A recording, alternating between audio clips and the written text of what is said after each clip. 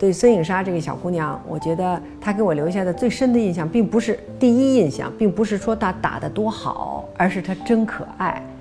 为什么可爱？就是她那个两嘟噜那个脸蛋儿，谁都想去捏捏。我就在想，这么一个可爱的小姑娘，怎么就变成了一个大魔王？我在准备她资料的过程中，其中有一张照片，我看了很久很久。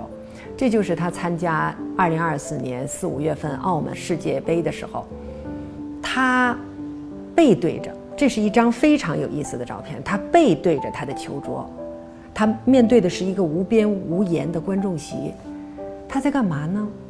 她在两个非常关键的球，这个分数咬得非常紧的这个球之间，她在休息。他就这么面对着这个观众席，他背对着他的球桌，就那一刻如此安静，但是你又会觉得他是如此强大，和他脸上的那个婴儿肥的可爱的女孩子形成了一个如此鲜明的对比。那个时候他真的就是胸中有千军万马，他像是一个大将军一样。